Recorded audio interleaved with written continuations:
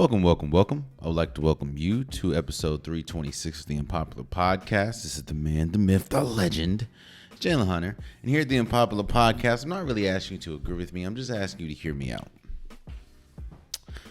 So new reports are coming out about Aaron Rodgers and the trade that's likely to happen, and that is him going to the Jets. The reports are coming out saying that more than likely the deal is going to get done on draft day or on draft night. Of course, the thing that's been holding up the deal is the number one or first round pick that I think the Jets would have to give up, or the Packers want for Aaron Rodgers. So what they're saying is more than likely the deal is going to get done on draft night. And while no, it hasn't happened yet, it's pretty much a done deal that Aaron Rodgers is going to the Jets. The move that the Jets have made, getting Allen Lazard, trying to make a play for Odell Beckham Jr., which of course those are two names that was on Aaron Rodgers' preferred list of players to play with. More than likely the deal is going to get done. And I don't know if I talked about this on the podcast, so I'm going to talk about it now. And that is expectation. You see, when you get a player like Aaron Rodgers, usually the expectations are high. Usually the expectations, especially when the Jets feel like they are a piece away. The Jets feel like they are a quarterback away for being a viable contender for a Super Bowl. And they feel that Aaron Rodgers is the quarterback to get them over the hump. I think we need to I think the Jets and I think that fans in general need to damper their expectations. Now, I understand that, in my opinion, it would be a colossal failure if the Jets at least don't make it to the playoffs or make a deep run in the playoffs. Because, again, you get Aaron Rodgers, you have a really good defense, you have a really good offensive line, you have pieces, you have weapons. And again, the Jets would not make this move if they didn't feel that they were a quarterback away from being viable. And if you look at their division that they're in, there's a lot of, outside of, we don't know what's going on with the Patriots, the Bills, of course, you have to worry about with Josh Allen in that crew. And then, of course, with the Dolphins, while they have a really good team, you don't know about their quarterback, which is, of course, Tua and his health, and if he's able to stay healthy, and if he will be able to stay healthy in key situations. But I think that we have to damper our expectations a little bit. I'm not saying that the Jets can't make a deep run. And I'm not even saying that they can't make it to at least the AFC Championship. But what I'm saying is that kind of needs to happen. Because expectations are different now. Usually when we talk about the Jets, the expectations aren't that high. But with a player like Aaron Rodgers comes different type of expectations, especially when, for lack of a better term, these aren't my words, but people have said he has been more of a headache than, you see, one thing that I've always said, and one thing that people say, so this isn't an original thought, is that your talent will allow people to forgive a lot of character flaws, if you want to call it that. Again, the reason why some players have got, I'm not going to say any names, some players have gotten more opportunities than other, even if you don't feel like they deserve the opportunity, is because they're talented. And a team is going to, they understand, all right, he's a headache off the field, off the court, but he's still one of the best players in the league. Or he still could possibly be one of the best players in the league. He still could possibly help us win multiple games. You see, no team I say that a lot. Side note, I say you see a lot. I realized that last episode, but we're here.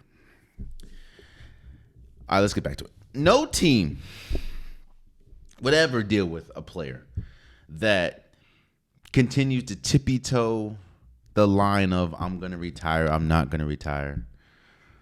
I'm not coming back if you don't sign these players. I'm going to go into a darkness retreat and I'll let you know during the beginning of free agency. No team would tolerate or hinge their present and future on a player like that if they were not a top tier talent. And that's what Aaron Rodgers is. Aaron Rodgers, I mean, he's a 4-time MVP. Well, no, he did win a Super Bowl, but he hasn't won. He's only been to one Super Bowl. But he's still widely considered one of the greatest quarterbacks of all time. But here's why I say you should damper expectations.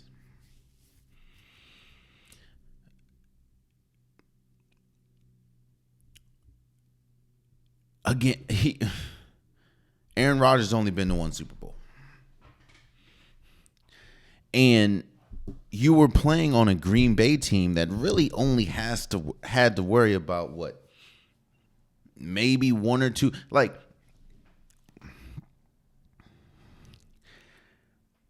I understand making this move. You expect Super Bowls. Or you expect to be viable for a Super Bowl. Kind of like when the Denver Broncos made the move to get Russell Wilson. Now, I will contend that I do still believe in Russell Wilson. I think that last season was more of an anomaly than anything. I think that, poor coaching, poor scheme, injuries, especially when you talk about most of his wide receiver core. Now, yes, I think a lot of that was Russell Wilson, and he just didn't have a good season, but I do still believe that Russell Wilson is good enough for a bounce back, and the Russell Wilson that we've seen, the last 9 years, is more indicative of who he is instead of the one that we saw last year. But when the Denver Broncos got Russell Wilson, a lot of people, including myself, thought that this could be the move to propel them to Super Bowl heights. And when I say Super Bowl heights, I'm not saying win the Super Bowl, but at least be in contention to win or to play for a Super Bowl, or to be one of those teams that we talk about that should be one of those top tier teams that could be viable for a Super Bowl. That's the furthest thing that we got. You see, in football, a lot of things have to go right. You have to have a good quarterback. You have to have a good offensive line. You have to have a good running back. You have to have a good coach. You have to have a good defense. There's so many things that have to go right for your team just to be viable for a Super Bowl. And while, yes, the Jets check a lot of those boxes off, there are still some boxes that I feel are up in question, i.e., is Robert Saleh the coach to win them a Super Bowl or to put them in position to be the Super Bowl? I think he's an incredible coach. But as we've seen the last few Super Bowls, a defensive or a offensive-minded coach has won the Super Bowl. And as we've seen, Robert Saleh is a defensive-minded coach. And I mean, he was a defensive coordinator for the 49ers, I believe. So, and on top of that, look at the team success, or the lack thereof team success, that Aaron Rodgers has had. He's had one Super Bowl. But outside of that, he's been to multiple playoffs. He's been to NFC championships, lost most of them.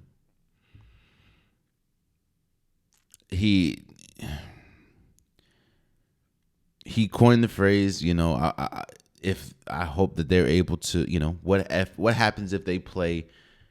We want to get a home court advantage for the playoffs. They got bounced by the 49ers. What I'm saying is this.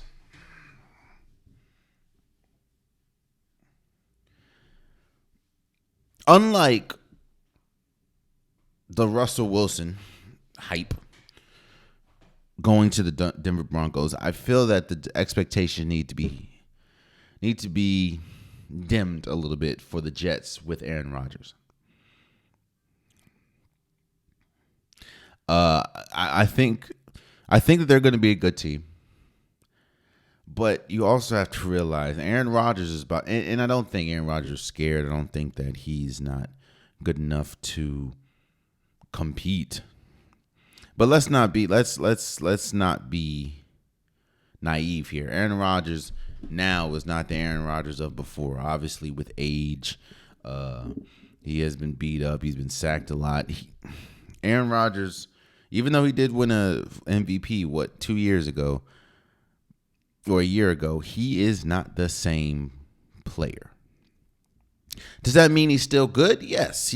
I'm not saying he's trash, but he's not the same Aaron Rodgers that if you place him on a team, he is the de facto option that can lead you, that can propel you above.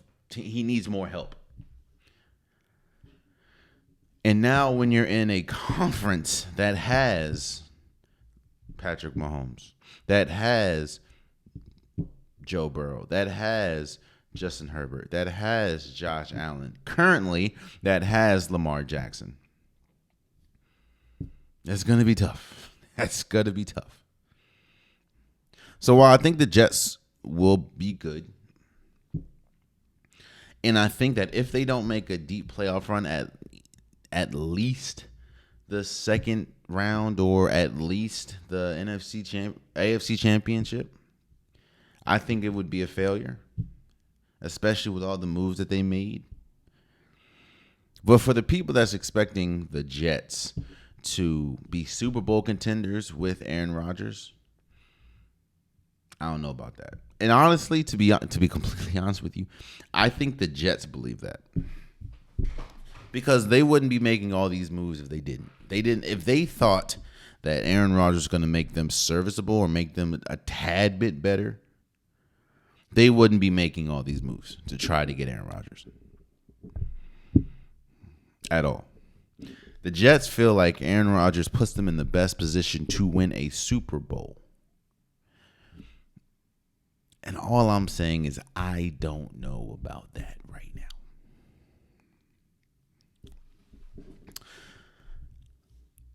Let's move forward.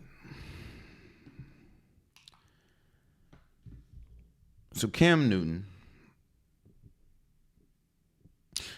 a very smart individual. I'm never going to say he's not intelligent.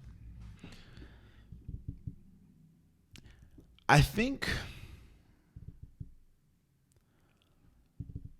Cam Newton's having a tough time reading the room. Now, again, I will preference this by saying that I am a huge Cam Newton fan. Huge Cam Newton fan. Cam Newton is one of my all-time favorite players to watch at the quarterback position. But I think that he's having a tough time reading the room and really understanding what is currently happening. So Cam Newton came out with a video dispelling some narratives that's been out about him. The biggest one being he's unwilling to be a backup quarterback, and he came out in the video and said that's not true. I am willing to be a backup quarterback. And these are the players that I'm willing to be a backup quarterback for. He named Deshaun Watson, Lamar Jackson, Justin Fields, Tua Tagovailoa, Malik Willis, Jalen Hurts, Aaron Rodgers, Josh Allen, and Sam Howell.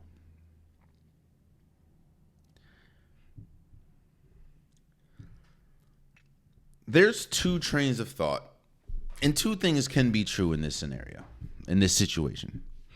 And I think two things are true in this situation. I think Cam Newton is incredibly intelligent, I think that he is strategically calculated about what he's doing. Because even if let's just dissect this list real quick.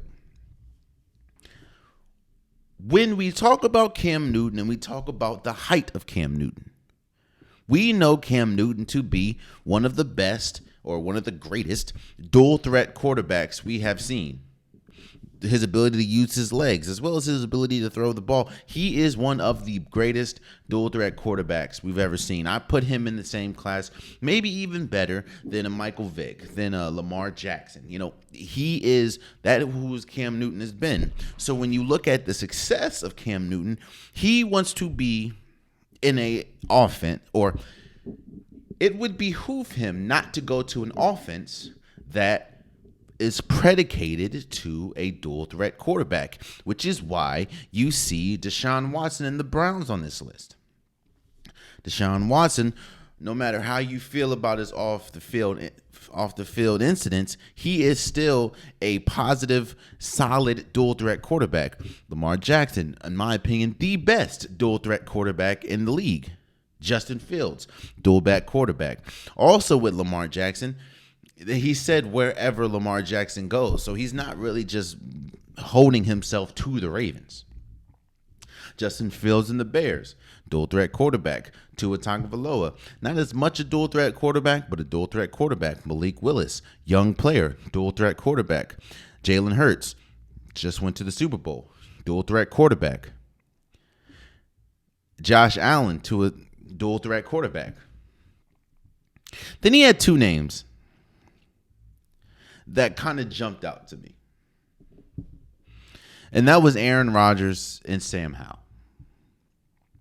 Now, I already understand why Sam Howell's on this list. You're in Washington. Sam Howell's very unproven at this point, but the head coach is Ron Rivera, who, of course, Cam Newton saw his most success with. Of course, we know about the 2015 Carolina Panthers. And you know what? Side note, while yes, Cam Newton found his most, or saw the most success of his career with Ron Rivera, Ron Rivera has saw the most success in his career with Cam Newton. Ron Rivera has 3 winning seasons in his career. All of them was with Cam Newton. That's all I'm gonna say about that. But the biggest, so I understand why Sam Howell's on this list in Washington. Of course, not really proven. You would be with the coach that you were the most successful with. Sam Howell, right now, as we know, could possibly be a dual threat quarterback. Not, of course, at the level of a Deshaun Watson or Lamar Jackson. Not even Justin Fields. But we understand. But the biggest name that jumped out to me was Aaron Rodgers. And one of the biggest reasons why it jumped out is because Aaron Rodgers is unlike any of these other quarterbacks. Aaron Rodgers is nothing like Lamar, nothing like Justin Fields, nothing like Josh Allen, nothing like Malik Willis, nothing like Jalen Hurts. Aaron Rodgers isn't it isn't that much of a dual threat quarterback, especially this point of his career. And actually, he really never was. He could run if he had to, but he's not that much a dual threat quarterback. So I was wondering, why the hell is Aaron Rodgers on this list? Then it hit me.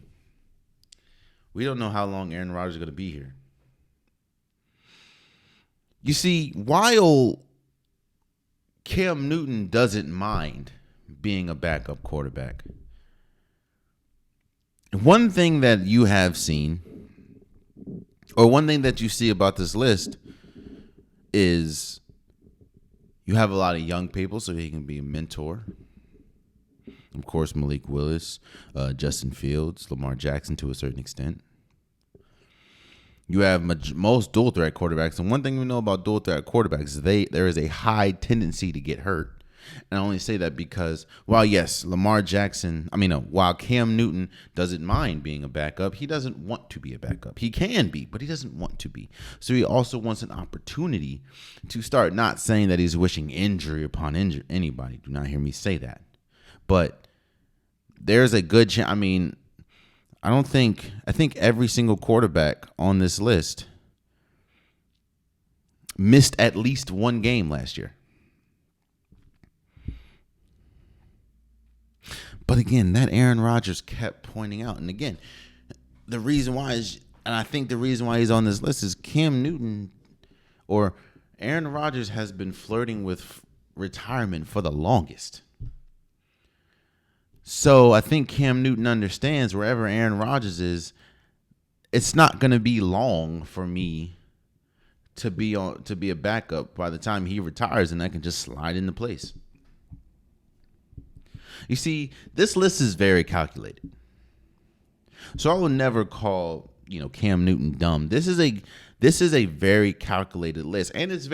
And one thing that the video did was, again, dispel the rumors and allegations that Cam Newton is, quote, too big to be popularity-wise to be a backup quarterback. But remember, I said two things can be true. And I also started this by saying I think Cam Newton's having a tough time reading the room and understanding just what is what right now. I was wondering,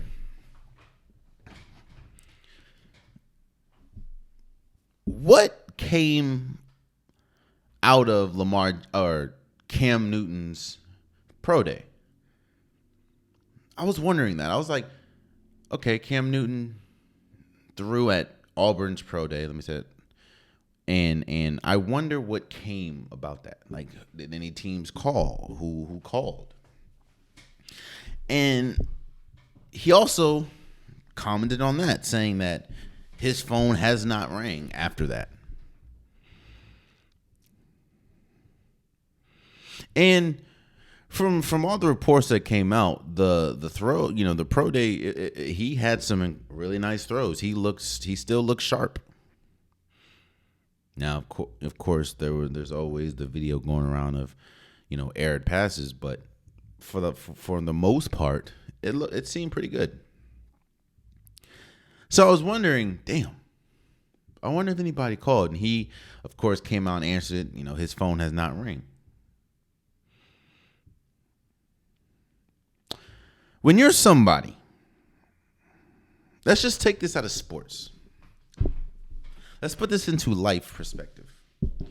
When you're somebody that is looking for a job, that needs a job, that currently does not have a job in the field that you want it to be, you have to. You can't come out and say these are the only teams that I'm willing, or this is the only place I want to work at. Nobody else. And I'm not saying he said nobody else, but he did say these are the only quarterbacks that I'm willing to back up. That also means that most other people that's not, he feels he's better than. Because I think that Cam Newton feels he's better than Sam Howell. I feel he's better than Sam Howell. But he feels like he's better than. B, there's absolutely no shot of him starting because you see Patrick Mahomes wasn't on this list. You see Joe Burrow's not on this list. You see Justin Herbert's not on this list. Or C, he just doesn't want to play for them. Like you see Carolina's not on this list. The Patriots aren't on this list. The Seahawks and Geno Smith's not on this list.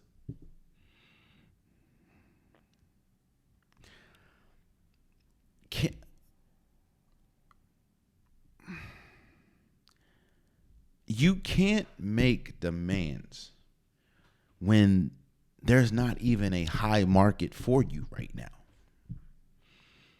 Again, I preface this by saying I am a huge Cam Newton fan, but I see what's going on. There is not a market for Cam Newton right now. And trust me, if there was, you see how many quarterbacks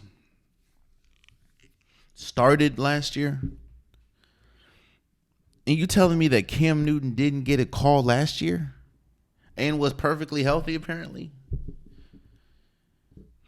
So, while yes, I would love to see Cam Newton back in the league, and I think that Cam Newton is still good enough to be back in the league. It's hard for me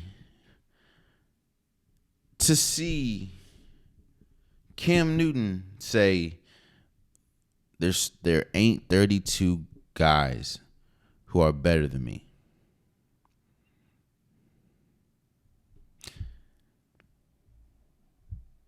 Yet you're not in the league, bro, and I'm not, and I agree with this. I agree with that. I agree that there's not 32 starting quarterbacks better than you, Cam Newton. I agree.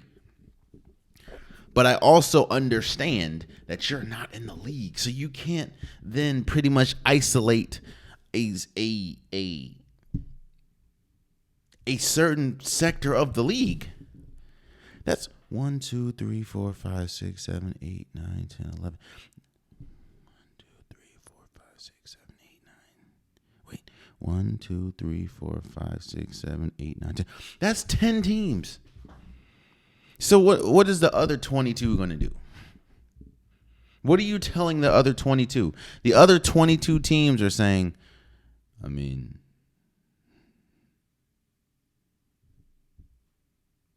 why would I? He clearly thinks if he gets on our team, he's going to start. Or why would we do that? And even, again, these 10 teams, like, okay, actually, pretty much 9 teams, because we don't know what the hell Lamar Jackson is going to do. And Aaron Rodgers.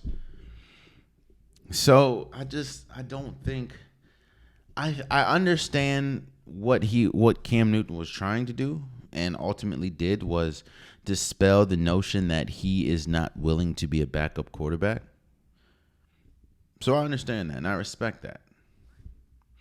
And I can appreciate that because, that's one thing about perception, especially in sports. Once you have a perception, and that's actually not just, that's in life. If you have a perception, it's very hard to dispel that, or it's very hard to overcome a perception that other people have of you, especially other people that kind of dictate a lot of things or dictate your job, your work, your source of income. So I respect Cam Newton for saying that and coming out and dispelling that rumor or that perception of him, or that he's too big to be a backup. I respect and understand and like that he did that. But what I don't like and what I don't understand is how you can then come out and put a list out when you don't even have. Again, he said it, not me. He said his phone hasn't rang. You have nobody calling for you at all. So how is it now that you can say, hey, I'm only willing to back up for these quarterbacks? What? You don't, I don't know how you can do that, bro. We're not in the league. So you're telling me, because right now the teams that are on this list are the Browns, Ravens right now, Bears, Dolphins, Titans, Eagles, Jets, Bills, Commanders. You're telling me if the Cowboys call you, you're not going? Because why? You feel you're better than Dak Prescott? Or you're not willing to back up because what? You feel like you're better than Dak Prescott? You're telling me if the Bengals call you, you're not going because why? You feel like you shouldn't be backing up Joe Burrow? You're telling me if the Chargers called you right now, you wouldn't go because you feel like you shouldn't be backing up Justin Herbert? If the Saints called you right now, you wouldn't accept it because why? You feel like you're better or you should be starting over a Derek Carr?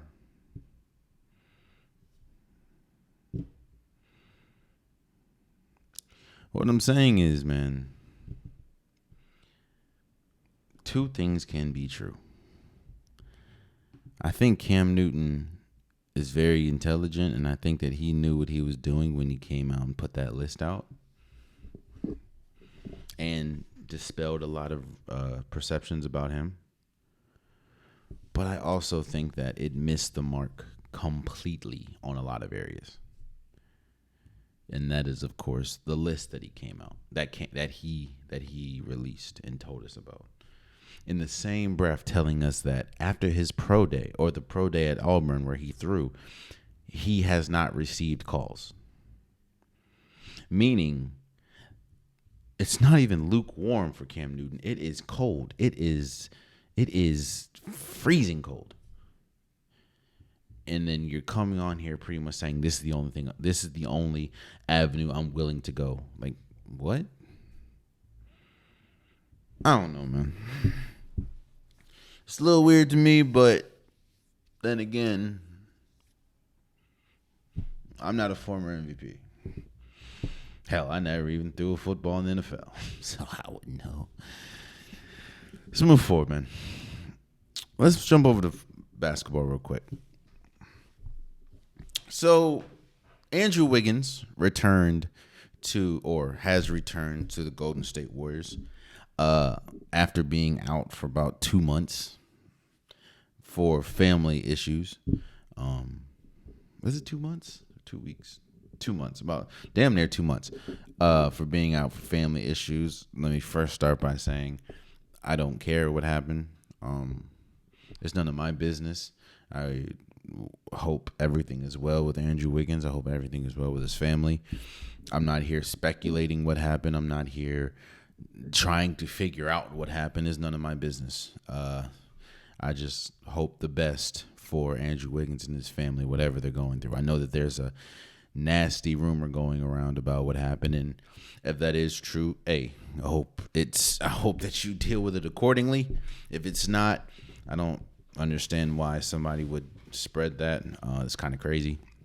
But I'm not here to dispel or to confirm anything. I'm just saying I hope everything is okay with Andrew Wiggins.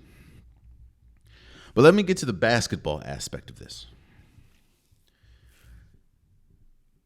One thing that we know, it's very apparent. We've seen this the last 2 months, and it's very apparent that Golden State has absolutely no shot of winning a championship without Andrew Wiggins.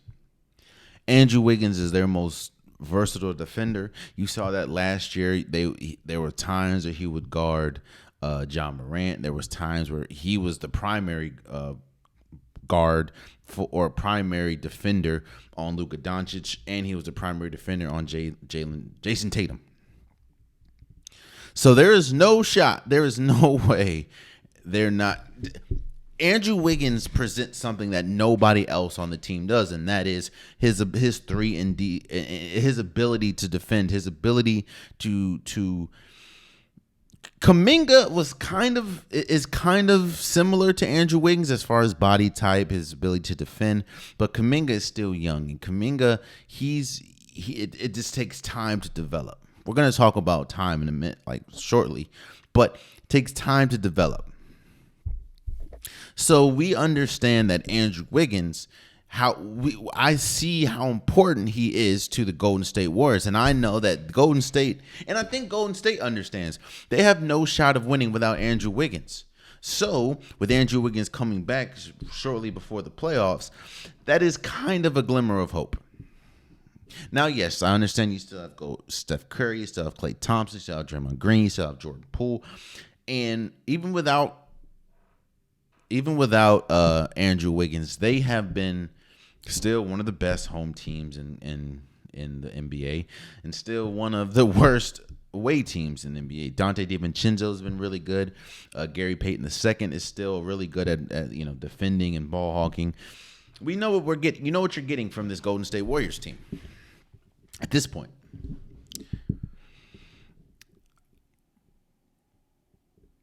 But we kind of talked. We talked about this with we talked about this when we were talking about when we go over to the women's side, LSU and Iowa.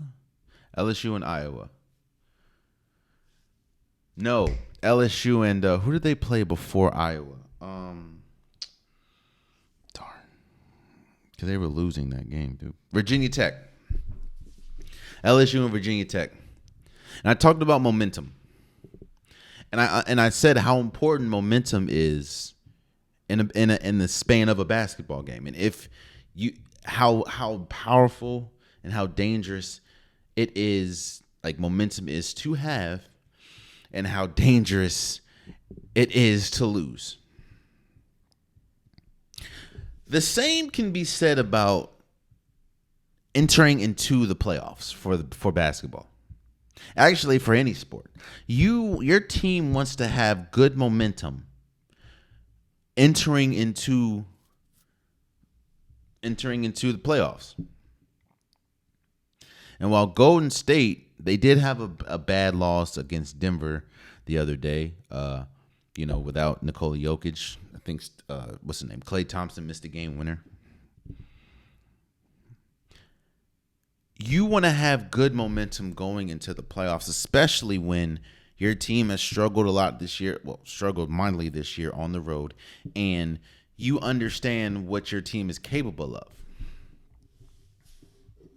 But the reason why I'm talking about momentum is because it's very hard going into the playoffs without momentum. And it's not just with team, it's with players as well. Again, Andrew Wiggins has missed nearly 2 months and is missing the last 2 or 3 games of the regular season, meaning the next time that we see Andrew Wiggins step foot on the floor, it will either be in the A, play-in tournament, or B, playoffs. And it's one thing and that's one of the biggest reasons I talked about this with when Brooklyn had KD and Kyrie and James Harden. What they were trying to do is, because all 3 of them, they only played like 16 games together, I believe. All 3 of them didn't really play together. What they were trying to do was build momentum and build chemistry in the playoffs, and that is damn near impossible because you're going up against a team that more than likely has momentum and that has understanding about who is who and who is going to do what. So while you're trying to build something, you're going against a team that already knows who they are. So you don't have to worry. Like they're not focused on that. They're focused on beating you. Now, one thing that Golden State doesn't have to worry about is chemistry. Well, that is also a lie. Golden State does have to worry about chemistry because inserting Andrew Wiggins into the starting lineup changes the entire aspect of the team. Don't believe me? They inserted Gary Payton II back into the lineup, not even to start the lineup. That changed how many minutes Dante DiVincenzo gets, changed when how many minutes Jonathan Kuminga gets. Now, I don't even think JaMychal Green, who was who was starting to catch fire from 3, he wasn't even in the lineup. So now a player like Jonathan Kuminga, a player like Dante DiVincenzo, a player like Gary Payton II, a player like Jordan Poole, all their time is going to change now that Andrew Wiggins is back. So now you have to redefine your role because you're probably going to get less minutes. You're probably going to get less touches. Your assignments are going to be different. And while This probably isn't. This is going to affect Steph Curry in a positive way. This is going to affect Klay Thompson in a positive way. This is going to affect someone like Draymond Green in a positive way. This is going to affect someone like Kevon Looney in a positive way. We have to see how it's going to affect the younger players or the bench players. Because again, Dante DiVincenzo, who has been solid for this team, isn't going to get as many minutes as he did without Andrew Wiggins. Gary Payton II, JaMychal Green may not even play anymore. Now you're looking what's going to happen with Anthony Lamb. He may not play. Jerome, and that's another thing because the rosters and the rotations shrink in the playoffs. So while you may trust 10 players in the regular season, your rotation shrinks to 7, maybe 8. So think about that. Steph, Klay, Draymond, Andrew Wiggins, Kevon Looney. That's 5 people. Who are the other 3? Let's say, who are the other 3? Dante DiVincenzo, okay. Gary Payton II, okay. Jordan Poole, okay. So now what you're saying is Jonathan Kuminga, is he out the lineup? Now what you're saying is JaMychal Green, is he out the lineup? Because at that point, one thing that you didn't hear me say is a backup center. What happens with Anthony Lamb, who's played big minutes? He's definitely probably out the lineup. So all I'm saying is, while yes, I think Golden State's best shot of repeating and best shot of making a deep playoff run is predicated to how quickly it takes Andrew Wiggins to get back to form. Because again, it's very hard missing 2 months and your first action is in the playoffs or play-in. So I get it's going to be tough. But I also am curious to see how the team is going to fare and how the team, because one thing that you do not see is the whole deep roster thing doesn't really matter in the playoffs because again the rotation shrink. You want 7, maybe 8 players that you can trust, and I don't know.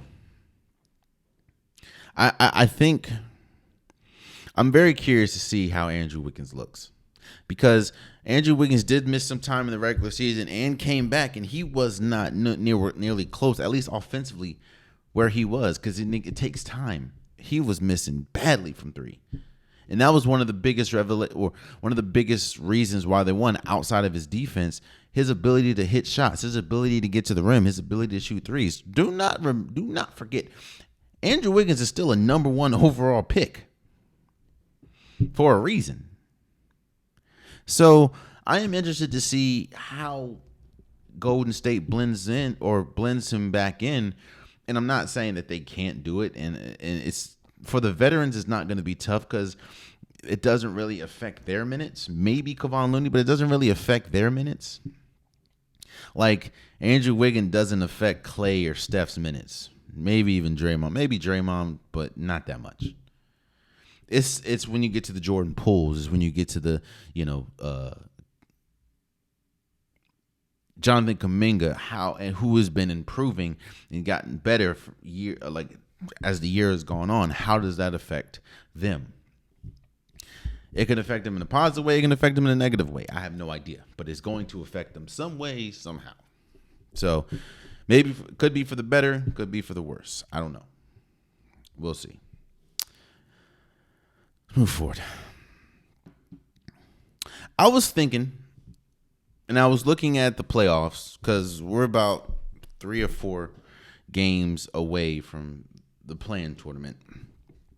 Now I was looking at the top, let's say 8 teams currently in each conference. And I'm talking about NBA. And I was wondering, and what I was going to do, what I'm doing now is I'm going to talk about probably the top, let's say top 5 teams in each conference and who is the least or who they are trying to avoid. Now, obviously, some of these teams aren't going to play each other. I get that. So I'm not saying, clearly these aren't going to be first round picks or first round. Not all these are going to be first round matchups. But I wanted to see which team is another team avoiding the most. For example, let's start with the Western Conference, because the Western Conference, in my opinion, is the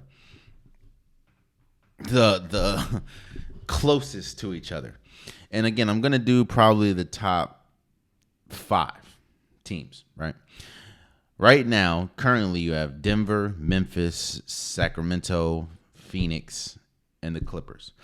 And I'm actually going to top 6, because I think you have to include Golden State, because we don't know. Golden State can finish as far as 10. They can finish as high as 5.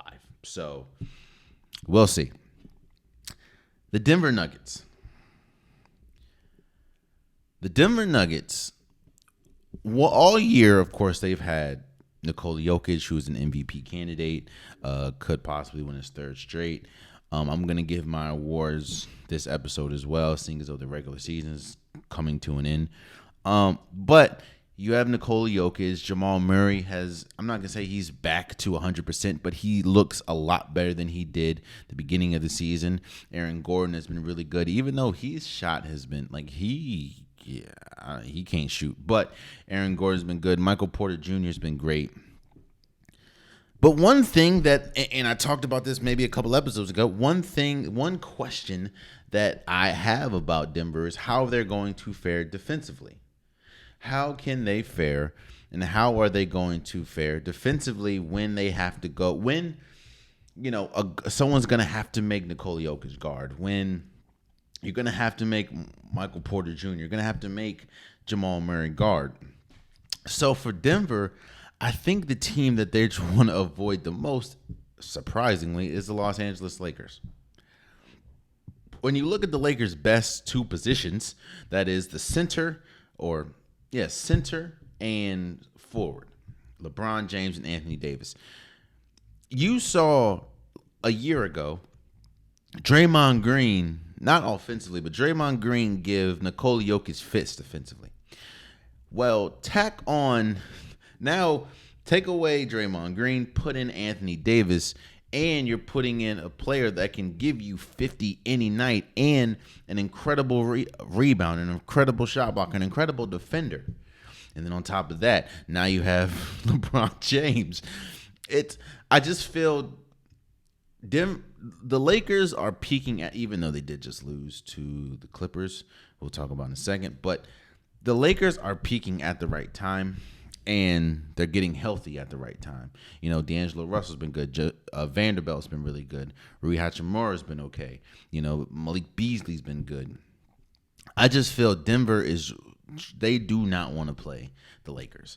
I think a lot of people have the Lakers going on a deep run because, the Lakers present a matchup problem for damn near anybody in the West when they're on. And I think Denver wants to avoid the Lakers at all costs. So I have Denver avoiding the Lakers. The Grizzlies. The Grizzlies can say that they don't want to, they're not scared of anybody. They can play anybody, this, that, and the third. And I get it. I get the confidence. I get all that. You have John Morant and being led. When John Morant is your leader, he's one of the best guards in the league. You have Jaren Jackson Jr., who could possibly win the Defensive Player of the Year. This is just a good team. And one team that I think that they want to avoid is the Phoenix Suns. You see, it's different when you have to go against Kevin Durant, and when you have to go against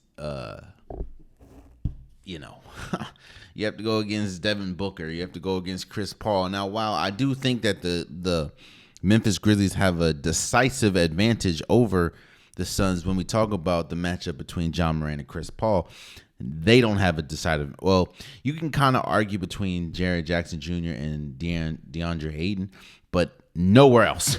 Like, yes, Desmond Bain is good.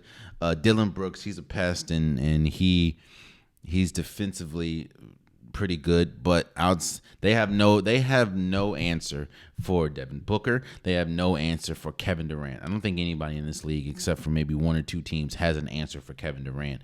So I think, not to mention, while yes, Phoenix are still trying to figure out how to play with each other, when Kevin Durant is in the starting lineup, they are 8-0.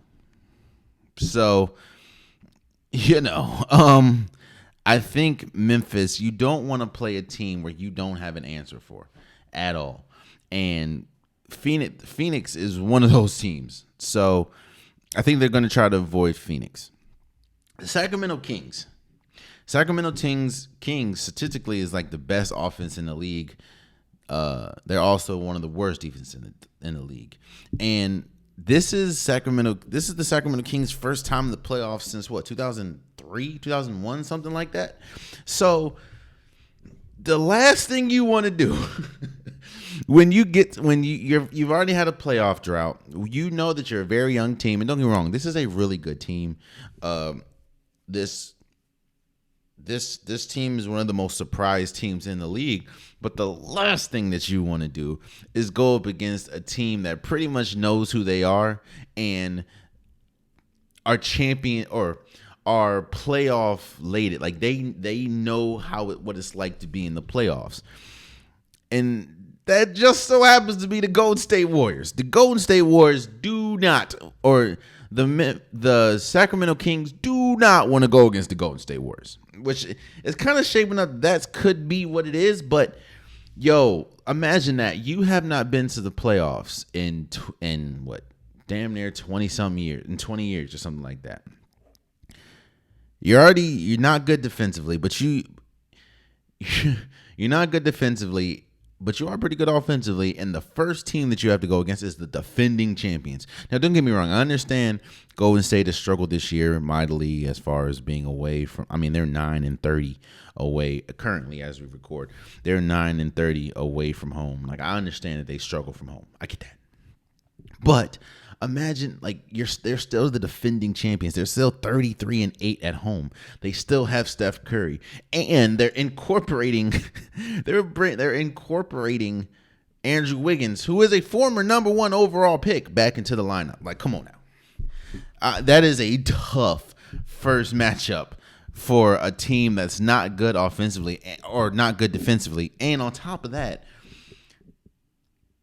while Golden State is an older team, they like to run just as much as the Sacramento Kings. So, I just feel, that's a tough matchup for the Kings, man. That is a tough one, and that is, of course, Golden State.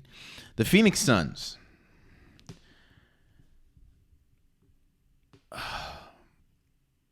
The Phoenix Suns,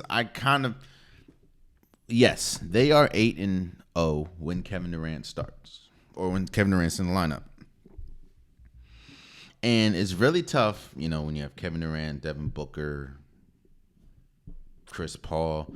You also have DeAndre Ayton. You have Torrey Craig coming off the bench, Okogie coming off the bench. Like, you have a solid team, even though the bench isn't as strong with the Kevin Durant acquisition, but, it's still good. But I kind of see the same, it's kind of the same thing that I feel about Sacramento. They haven't played many games with Kevin Durant. Now, yes, I will attest that Kevin Durant is probably the easiest superstar to drop on any team, and he'll be successful because of his ability to adapt and his offensive skill set. But the Suns, the last thing you want to do is go against a team that knows who they are, and that is the Golden State Warriors. I mean, and on top of that, kind of like I talked about with Memphis and Memphis, John Morant has a decisive advantage over Chris Paul. Well, the same can be said about arguably the best point guard still in the league, and that's Steph Curry. Steph Curry going to, Yes, Devin Booker's still good, but Klay Thompson is still Klay Thompson. Even though he's not defensively what he was due to injuries and everything, Klay Thompson's still solid defensively. The Suns always, even though they did beat them by like 30 or something, the Suns do struggle going against Golden State, and I just don't think they want to go against a Golden State Warriors. That's just not what they want to do. Especially as a first round matchup. Now they probably won't do it, but they could. That's the last thing you want to do is go against the Sun. Now, yes, I understand that you still have Kevin Durant, but you can throw Andrew Wiggins at Kevin Durant. You can throw Draymond Green, who's one of the greatest, or who's probably this generation's best defender. I just don't think the Suns want to go against them. And you have the Clippers. The Clippers are an interesting team because when you look at their team on paper, they have arguably the best team in the NBA.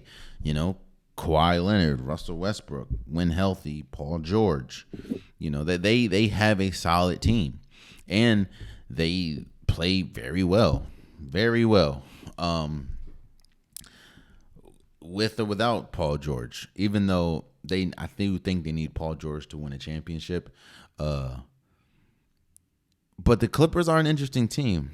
However, the team I do not think the Clippers want to play because of their style of play, because of the absence of Paul George. I just don't think they want to play the Memphis Grizzlies.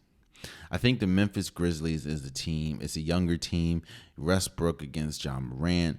Zubac against Triple J. Kawhi Leonard against, Dylan Brooks. I just don't think the Clippers want to go against that. Because don't get me wrong, man. They are at home. The Grizzlies are 35-6.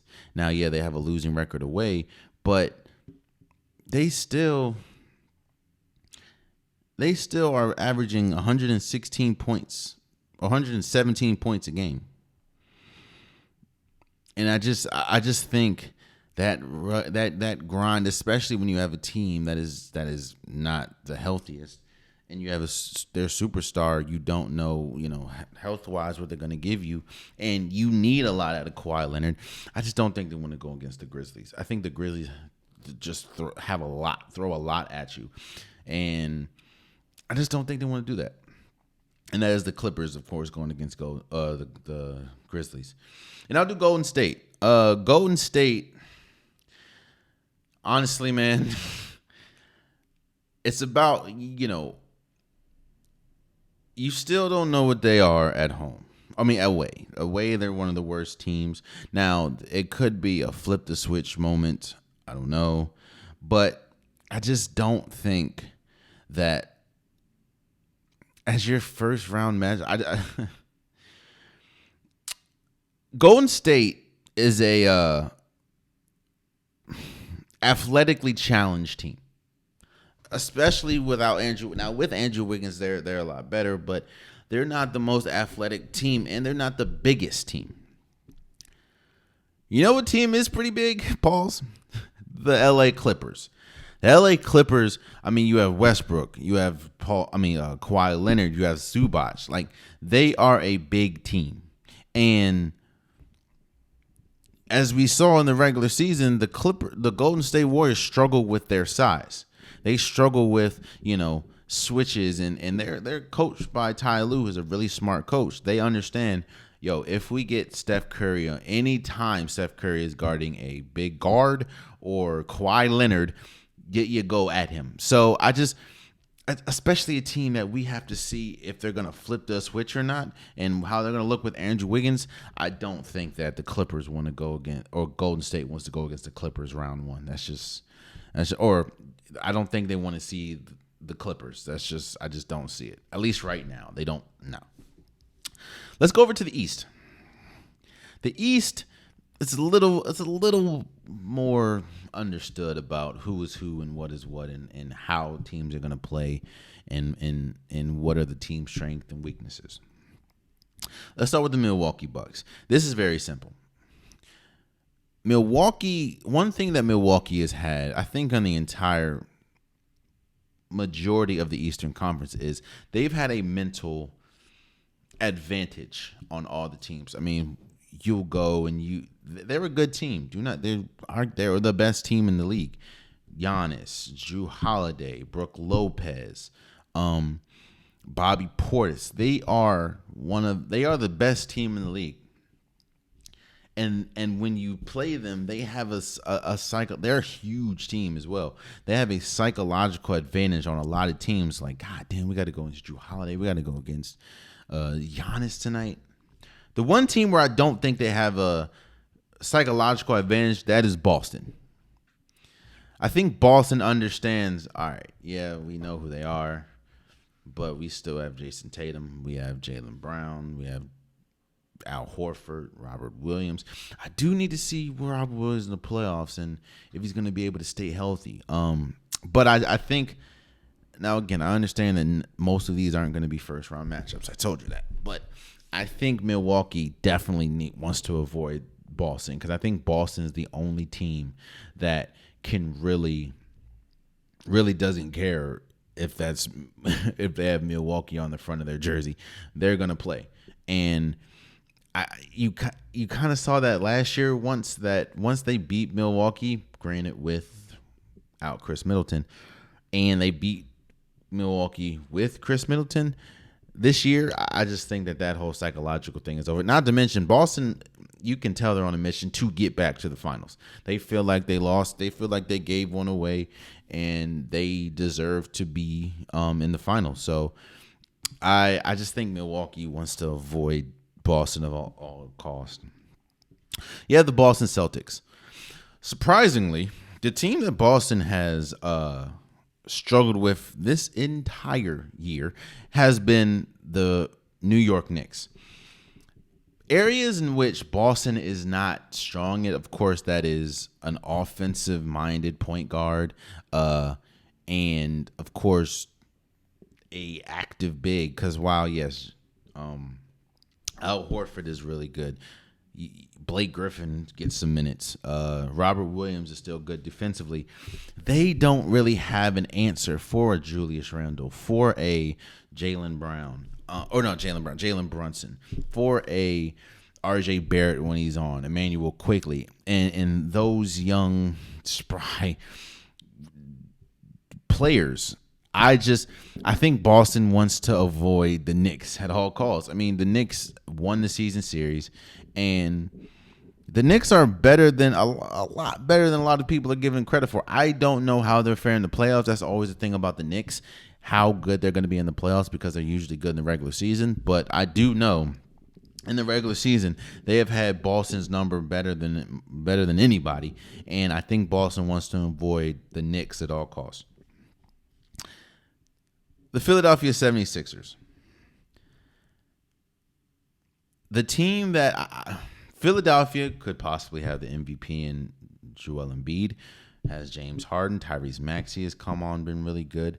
This team is really good, and I would not be shocked if this team makes it to the finals. But one thing that this team struggles with is opponent force, and that is, while Joel Embiid gets his, and Joel Embiid is going to be good wherever, when a team outside of Joel Embiid comes with pressure, comes with aggression, comes with physicality, the Philadelphia 76ers struggle. And there's one team that's lurking, and they just beat them, and that is the Miami Heat. Miami Heat, even though Miami Heat have not had the best season, the Heat play Philly the best that they played them, like out of everyone. And when you have a Jimmy Butler, even though they do struggle as a team, there's some teams that play better when there's certain matchups. That's just we know that's like Golden State can get destroyed by a Pistons team, but when they play Boston, they play the best they ever played this season. So and the same can be said for Miami. Miami has struggled all year. Yet and still, when they play against a good team, they come to play. And I think that the physicality that they bring, the Philadelphia 76ers do not want to see that. So I have Miami for Philly. The Cleveland Cavaliers. I just talked about them last episode. We know who Cleveland is. Donovan Mitchell, Darius Garland, Evan Mobley. We know who they are, and we know where they're good at. The problem is outside of Evan Mobley and Jared Allen, they're not the best they're not the biggest team. And when they run up against a Milwaukee, I don't care Okoro, I don't care if he's playing the best ever. There is not one person in this league that can stop Giannis on a regular basis, and Cleveland has absolutely nobody on that team. Yeah, Donovan Mitchell can put up 40-point games, and shouts out to him, but no. There's a reason why Milwaukee averages 117 points a game, and Cleveland averages 112 or 113 if you want to round up. It's nah. I just think with the size that they bring, especially at the guard position, because Darius Garland is good. Don't get me wrong. Donovan Mitchell's good, but now you're going up against a Drew Holiday who's a bigger guard and a Chris Middleton who's a big guard. So that's going to be tough. I just think the Cleveland Cavaliers want to avoid Milwaukee at all costs. And lastly, that I'm going to do, because I don't want to do Brooklyn. Brooklyn, even though Mikal Bridges has been really good, I just think that they can go up against anybody and lose in the playoffs. New York Knicks. The New York Knicks, again, we don't know, they have been a pleasant surprise, and they have been really good this year. It's just, does that translate to the playoffs? Does Jalen Brunson's success translate to the playoffs? Does Julius Randle scoring translate to the playoffs? As we've seen, it hasn't for the last few years. So I want to see how that fares.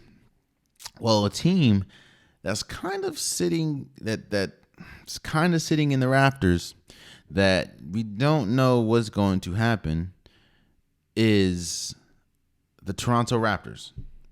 I think the Toronto Raptors, again, another team that has struggled mightily this year. I mean, they're 40-40, and they couldn't possibly not even make it out the play-in. But the Toronto Raptors with a big, you still have Scotty Brooks, he's not the most offensively gifted player, but he's defensively a monster. You still have Pascal Siakam. You still have Fred VanVleet. I think they match up very well against the Knicks.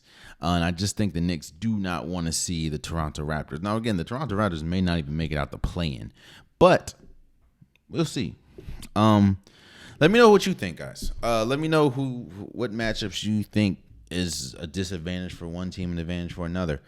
The playoffs are the play-in is about a couple days, maybe next week, and I'm excited to see. So we'll see. Also, wanted to give my awards out to who I think. Again, the end of the season is coming very soon. So I'm going to give out my MVP, my Defensive Player of the Year, stuff like that. Let's start with the Defensive Player of the Year.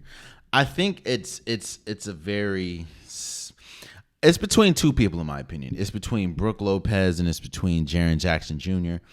I think Brook Lopez,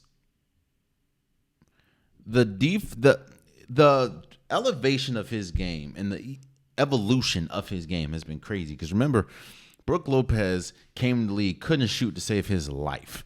Coming out of Stanford, he just wasn't that good. He was just him and his brother Robin, they were just big players, a big body. He could really be physical down low. But when we talk about shooting, it's a no. Now he's one of the best statistical 3-point shooters in the league. And defensively, he is a monster. I think the reason why I'm going to give the award to Jaren Jackson Jr. The reason why is I think his defense is more pinnacle to the success and more tied to the success of the Grizzlies. While yes, I think that Brook Lopez's defense is a reason for the success for the Milwaukee Bucks. I don't think it's the main reason, because you also have, Drew Holiday, who's an incredible defender. You also have Giannis, who's won a Defensive Player of the Year. I think if Brook Lopez wasn't as good defensively as he is, which is probably a bad way to assess it, but that's how I'm assessing it, I think that the Milwaukee Bucks will be just fine. They'll be different, of course, but I think they'll be just fine because of the other players that they have. Jaren Jackson Jr. is pretty much the only solid defender that the Memphis Grizzlies have. Like, John Morant. No, actually, their next best defender is who? Dylan Brooks. So I just think the success that Memphis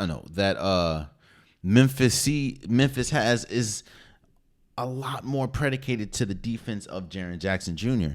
And I think Jaren Jackson has been incredible, and I have him as Defensive Player of the Year. Coach of the Year, to me, this is a no-brainer. Again, I said this before, the Sacramento Kings have not made the playoffs since 2001, 2003, something like that, which is like Chris Webber days.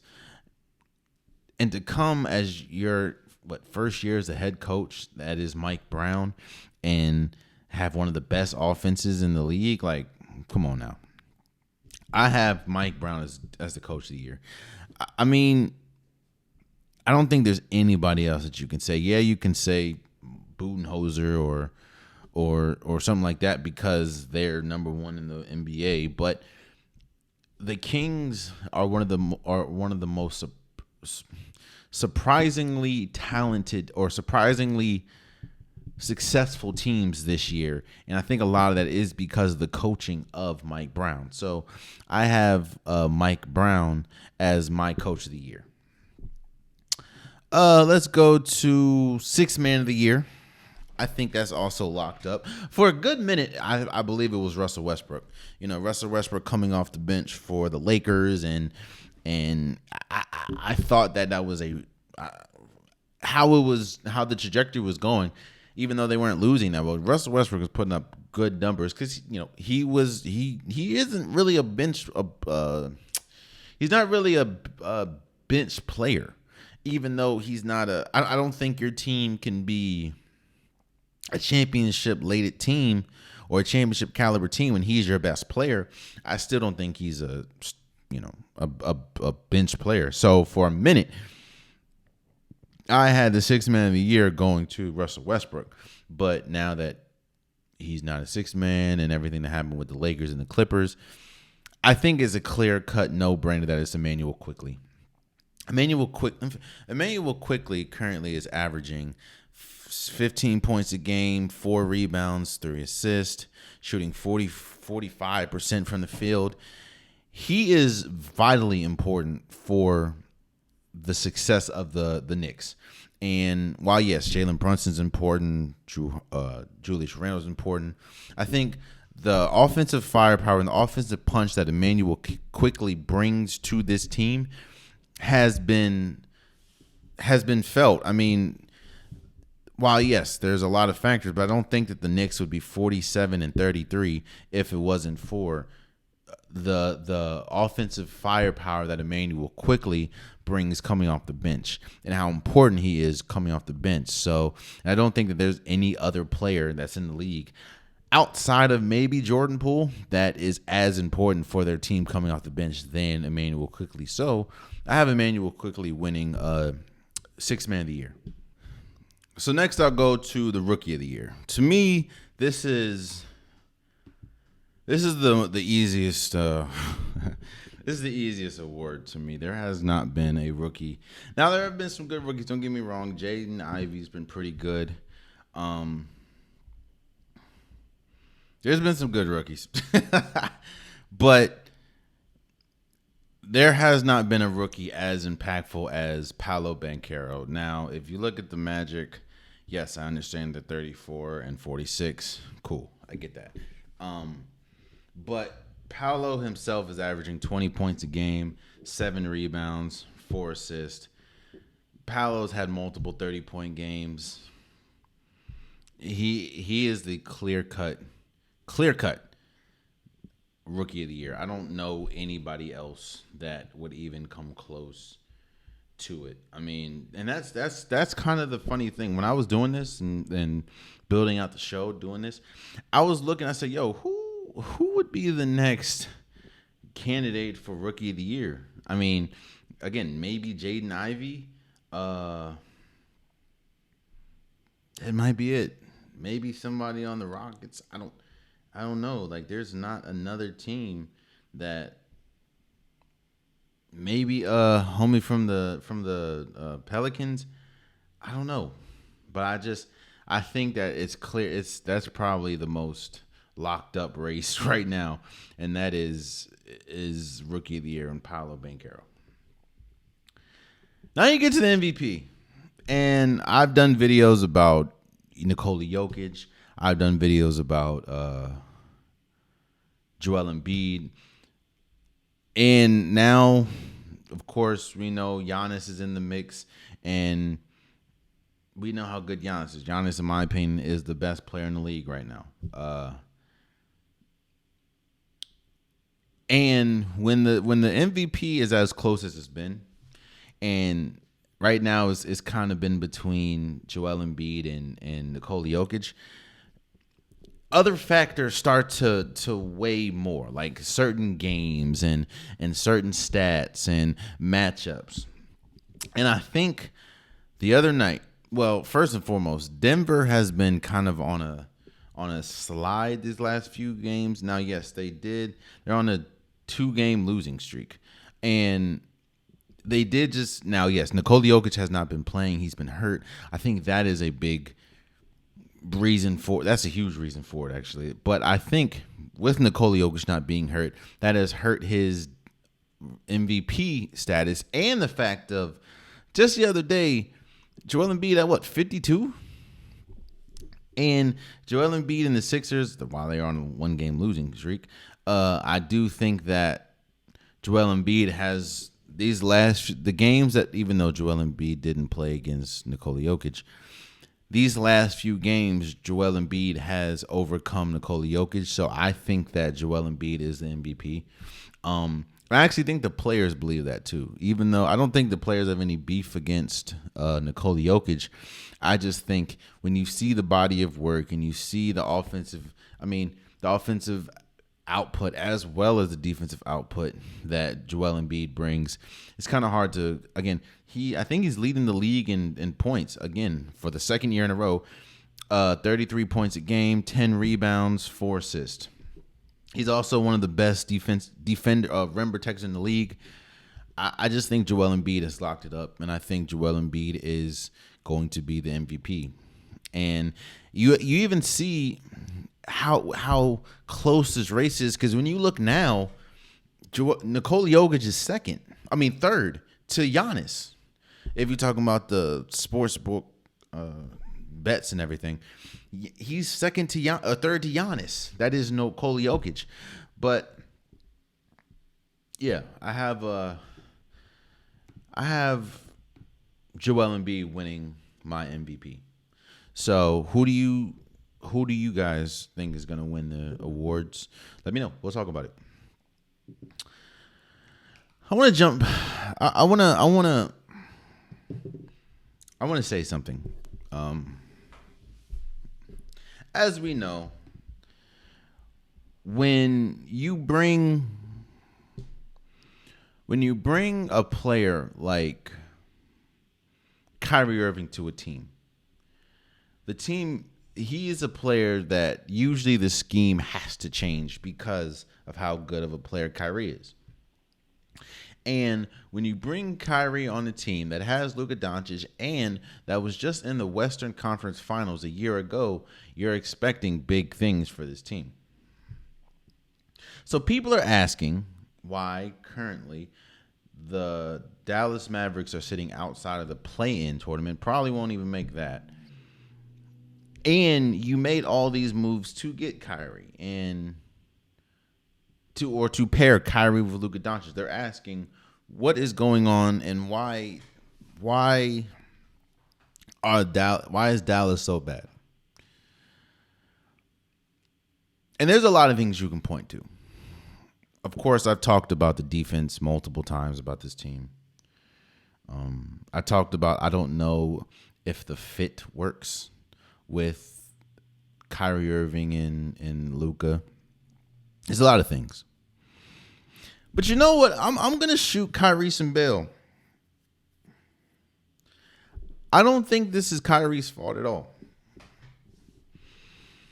Now, granted, yes, I do think Kyrie can play better defense. Don't get me wrong. But I don't think what's going on with Dallas is Kyrie's fault.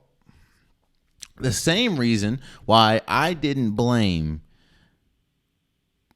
the dysfunction that the Lakers were going through. I didn't blame that on Russell Westbrook. Now you can look at Russell Westbrook and look at the Lakers now after trading Russell Westbrook and say it was his fault. But no, the Lakers just got better players that fit their scheme. I'm not saying that's Russell Westbrook's fault or whatever. It's just he didn't fit their scheme. But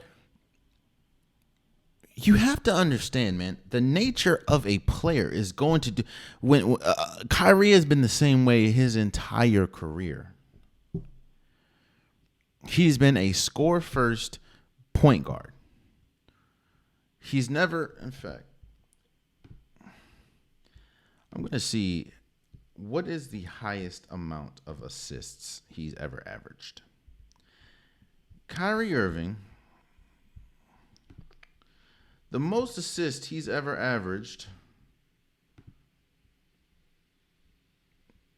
was 6.9. So 7 assists a game. And that was 2018, 2019 when he was playing with Boston. He's never averaged, in fact, for a career, he averaging 5.7, so pretty much 6 assists a game. However, for a career, he's averaging 23.4 points a game. He's currently averaging 27 points a game. One of the biggest reasons why I feel Jalen Brunson worked with Luka Doncic is because while, as we're seeing, Jalen Brunson is an incredible player, then Jalen Brunson, as an offensive machine, he averages 24 points a game. He was able to adapt and able to, I guess you can say, damper his offensive output to play alongside Luka Doncic, because we know Luka Doncic is a ball hawk. You can say Luka Doncic, not ball hawk. He is a player that thrives with the ball in his hand. And you could, with Dallas and playing alongside Luka, Jalen Brunson averaged 12.6 points, 16.3 points, and 8.2. And now he's averaging 24 with the Knicks. So he was able to adapt his game. Some players are not able to do that. And I don't think, again, you're asking, Jalen Brunson's been in the league 1, 2, 3, 4, 5. 1, 2, 3, 4, 5. 5 years. Kyrie Irving has been in the league 1, 2, 3, 4, 5, 6, 7, 8, 9, 10, 11, 12, 13 years. So you're asking somebody that's done the same thing for 13 years. In fact, in 13 years, Kyrie has averaged under 20 points twice. And that was his rookie year and the year where he missed damn near half the season in 2015-16.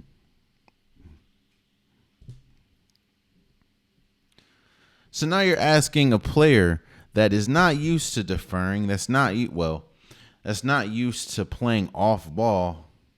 You're asking him to do that alongside a player that's not really used to relinquishing the ball, and that is Luka. But again, it's not Kyrie's fault. This has just been a terribly constructed team. That's plain and simple. Let's look at this team, bro. Dallas. Let me know if you hear something similar about all these players. Davis Bertans, Reggie Bullock, Josh Green, Tim Hardaway Jr., Jaden Hardy, Justin Holiday, Max Kleber, JaVale McGee, Markieff Morris, Frank Ntilikina, Theo Pinson, Dwight Powell, Christian Wood, and McKinley Wright. You know what all those players have in common? They're all one-dimensional players. They all have one skill set, one, maybe two skill sets. Davis Bertans, all he do is shoot. That's it. No rebound. All he does is shoot. Reggie Bullock, all he does is shoot. Josh Green, I mean, he's good offensively, but defensively, no. Tim Hardaway Jr., he's not what he used to be, but now he's pretty much turned into a shooter. Justin Holiday, shooter. Maxi Kleber, shooter. JaVale McGee, rebounder. Markieff Morris, I don't even know what he does. I guess shooter. What I'm saying is this team is full of one-dimensional players. And to be completely honest with you, Kyrie is a one-dimensional player. He's just a pure offensive weapon. And Luka is only a one-dimensional. In fact, Luka is a one-dimensional player. Purely offense. Maybe two dimensions if you want to talk about his assists. Because he averages 8 assists a game? Yeah. So you only have one two-dimensional player. How are you expect to win? How do you expect to win? So while, yes, I think Kyrie is who he is. Luka is who he is. And I do think that there is some truth that Luka has been difficult to play with because of his inability or lack thereof to want to relinquish the ball. But the reason that Dallas is what they are is because of roster construction. This is a terribly constructed roster. Davis Bertans would be great for another team if they let me see. Reggie Bullock would be great for the Lakers. Tim Hardaway Jr. would be great for the Lakers. Maxi Kleber would be great for Golden State. Davis Bertans would be great for Golden State. Christian Wood would be an incredible asset to, let's say, the Brooklyn Nets. No, the Miami Heat. No, because playing alongside Bam, no. He'd be a great acquisition for probably the Clippers. Definitely Portland. But all of them on the same team does nothing. It's just they're one-dimensional players. And that doesn't bode well as a team. When your star players are also one, possibly two-dimensional. And the second dimension, and that is Luka being a good assist guy at times, none of it is defense. They don't have a defender on this team. Not one. So no, it's not all Kyrie's fault. It's just a poorly constructed roster. Which is crazy because because of the Kyrie trade, it's probably going to look similar to it's going to look like this next year. Unless they get someone from free agency, which I don't know if they can, or if they pull off a trade, but I don't know, Yeah. Lamar Jackson. Let's hop over to football just one second. I've heard a lot of people talk about I think there's been a lot of titles that's been put on Lamar Jackson that haven't been that accurate. Like, for instance, injury prone. I don't think he's injury prone. He's been hurt before, but I don't think he's injury prone. Yeah, the last 2 seasons he's been hurt. He's not injury prone. In fact, Lamar Jackson played more games and was available for more games than Kyler Murray was when he got his deal, and that Josh Allen was before he got his deal. Lamar Jackson played more games than them before they got. Let's just stick with Josh Allen. Lamar Jackson played more games than Josh Allen when Josh Allen got his deal. So I don't think Lamar Jackson's injury prone. And while I don't think that Lamar Jackson, I think some of the things Lamar Jackson has done, maybe I would have done a little differently. I am not upset at all with how Lamar Jackson has gone about this contract negotiation. But I'm starting to hear a lot of people start talking greasy about Lamar Jackson, saying X quarterback is better than him and Y quarterback is better than him. Like, what? So what I wanted to do is I want to do a little Lamar versus. Is Lamar better than him? Is Lamar better than, like, who am I picking, him or Lamar? Let's start with the AFC East. Let's just right now, let's say the Jets have Aaron Rodgers. Aaron Rodgers or Lamar Jackson. Well, Aaron Rodgers at the end of his career. Lamar Jackson is in the prime of his career. And you're probably going to get Lamar Jackson longer than Aaron Rodgers. I'm going to go with Lamar Jackson right now over Aaron Rodgers. Not the legacy of Aaron Rodgers or what Aaron Rodgers has been. I'm talking about currently, right now. Mac Jones or Lamar Jackson. Yo, there was a report that Bill Belichick was shopping Mac Jones. Yeah, I'm going to go Lamar Jackson. Tua or Lamar Jackson. We don't even know if Tua is going to be able to play for a whole season due to the concussion thing, which I hope that, he gets to 100%, and I hope he is at 100%. But come on now. There's a reason why they continuously shop Tua.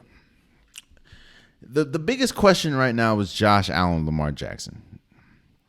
Or a big question is Lamar Jackson and Josh Allen. I will say this. We have seen a regression last year. Now, I don't know if it's just a year thing, but we saw a regression in Josh Allen. And while, yes, Josh Allen is a better arm than Lamar Jackson, that's pretty much all he had. And, of course, maybe accuracy. But he's also been playing alongside at number one receiver, which Lamar Jackson has not. And Josh Allen was an MVP candidate and an MVP favorite going into last year, and we see how it ended. I'm gonna go Lamar Jackson over Josh Allen. So I think Lamar Jackson would be the best quarterback in the AFC East. Let's go to the NFC East. Every single one. and don't get me wrong, I love Jalen Hurts, man. Jalen Hurts is a really good quarterback. Jalen Hurts just got them to the Super Bowl. But I think that Lamar Jackson is a better quarterback overall than Jalen Hurts. Better than Dak Prescott. But I don't even Sam Howell and Daniel Jones. I think Lamar Jackson would be the best quarterback. In fact, this didn't even have to be that long. Lamar Jackson would be, in my opinion, the best quarterback in the AFC East, NFC East. He'd be the best quarterback in the NFC North. He'd be the best quarterback in the NFC South. He'd be the best quarterback in the NFC West. And yes, I'm also looking at you, Brock Purdy. I'm looking at you, Kyler Murray, and you, Matthew Stafford. He would be the best quarterback in the AFC South, the only competition he'd have is Trevor Lawrence. And Trevor Lawrence is good, don't get me wrong. But no, the Colts are about to draft. The Colts are about to draft a quarterback. The Panthers are about to draft a quarterback, an unproven commodity in the league. Now we get to the AFC North and the AFC West. Lamar Jackson is not better, in my opinion, than Joe Burrow right now. That's it in the AFC North. So he'd be the second. Well, he currently is the second best quarterback in the AFC North right now. In the AFC West, the question to me, no, he's not better than Patrick Mahomes. That's not even come on now. The question is Justin Herbert. I understand Justin Herbert is so talented and gifted and everything like that, but he hasn't even won a playoff game. Neither is Lamar Jackson, but nobody talks about that with Justin Herbert. I think Justin Herbert is immensely talented. But why would I not pick Lamar Jackson? So I think Lamar Jackson would be, to me, there's only you can argue. There's two unarguables that's better than Lamar Jackson, and that is Patrick Mahomes and Joe Burrow. Then there's arguables. Like, you can argue Josh Allen, in my opinion, and I would argue he declined drastically throughout the year. You can argue Trevor Lawrence. I know a lot of people would. I wouldn't, but you can argue Trevor Lawrence and his trajectory. You can argue Justin Herbert. I think Justin Herbert's a good argument. So you have two definites, in my opinion, and four maybe arguables, because you can also argue Jalen Hurts. So you have four arguables. So right now, questionable is Josh Allen, questionable is Jalen Hurts, questionable is Trevor Lawrence, questionable is Justin Herbert. So you have four questionables, two definites. Joe Burrow is better than Lamar Jackson and Patrick Mahomes. That leaves, but if somebody don't go pick up Lamar Jackson, dog, Lamar Jackson would be the best. I would think he'd be the best quarterback in the NFC North. And yes, that's looking even with, yes, NFC North, definitely the best quarterback in the NFC South, definitely the best quarterback in the NFC West. Definitely, I think, the best quarterback in the AFC South. And you can argue he'd be the best quarterback in the AFC East. Y'all better stop playing and go get Lamar Jackson, dog. And lastly, before we go, I just want to read something to y'all real quick.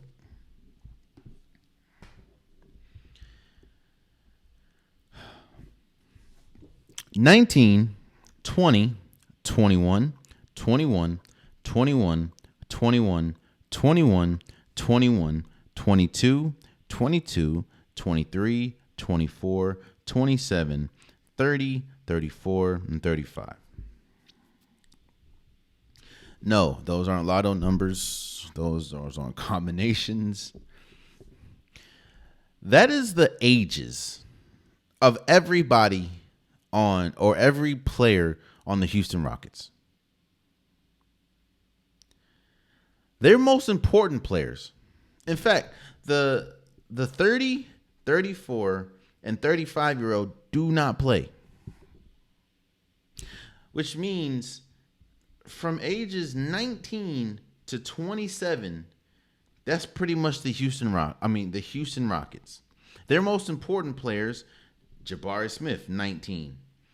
Sengun, 20. Josh Christopher, 21. Tari Eason, 21. Jalen Green, probably their best player, 21. Kenyon Martin Jr., 22. Kevin Porter Jr., 22. Their best players are drastically younger than me. You know, one of the biggest reasons why it's so difficult for rookies and younger players to succeed in the NBA, at least at a young age, because the NBA is so much faster than college basketball, so much better than college basketball. You're playing against the top tier talent in the league or in the world. If you're playing against the best basketball players in the world. So you don't have time to develop. Or let me take that back. It's going to take a while to develop. That's why most of the young teams are terrible at defense, because it's hard. Defense is the hardest thing to do in the NBA because you're going up against, think about this, on any given night, in a span of 5 nights, you can go up against Steph Curry, greatest shooter of all time. Next night, you can go up against Giannis Antetokounmpo, arguably the greatest, or best player ever, or best player currently in the NBA. Next night, you can go up against Kevin Durant, arguably one of the most gifted offensive players the league has ever seen. Then you can go up against LeBron James and Anthony Davis, arguably greatest player of all time, and Anthony Davis, a walking 50 bird. Then on the fifth night, you could possibly see Joel Embiid, who's probably going to win the MVP. You could see Ja Morant. You could see Jason Tatum. Defense is so hard to defend, and it's so hard to be a good player in the NBA, or it takes a while. That's why people like Paolo Banchero is special. But even that, Paolo Banchero, to me, being rookie of the year, the Orlando Magic are still 34-46. Another young team.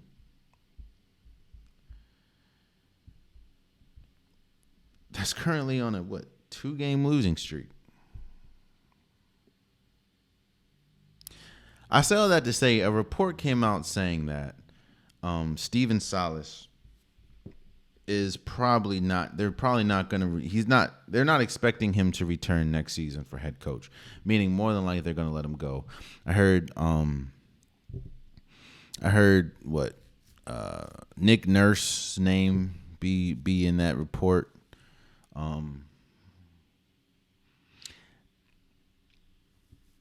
I understand how important it is for a coach, right? I understand how important it is for a coach to connect with his players, or for the players to connect with the coach. I get how important that is. But I also understand I think you have to understand how difficult it is to coach younger players, especially a team full of younger players. The Houston Rockets would be younger than a lot of college teams.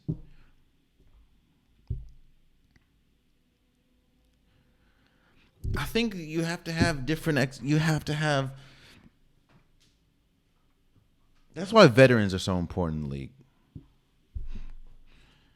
Because now Steven Silas is about to be out, and now it's going to be on his resume that he was probably fired or let go from the Rockets, but they gave him absolutely no chance of winning. The first year he got there, James Harden bounced. Russell Westbrook bounced. Like, what are you doing with that? Clint Capella bounced. Like, what are you doing with that? He's never been in this. I don't think he's ever been in the position to succeed, and now more than likely he's going to be let go, which is unfortunate. So I feel bad for him, man. Again, bro, your 3 best players, bro. Your 3 best players. 4 best players. 19, 20, 21, 21. 5 best players. 22.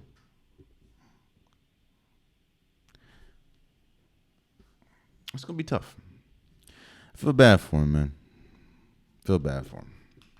And there you have it. That's been today's episode of the Unpopular Podcast. I truly appreciate you guys. If you want a Popular Podcast shirt, hoodie, sweater, long sleeve joggers, links in the description below. I have multiple different colors, multiple different designs. Get your Unpopular Podcast merch today. Also, please subscribe to if you're listening. Please subscribe to if you're watching. It definitely means a lot to me. Definitely mean a lot to me.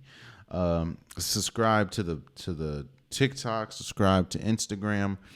I'm trying to get, those accounts and, I'm trying to get more traffic there. Definitely subscribe to the YouTube. That's always number one. And I definitely appreciate you guys. Until next time, much love.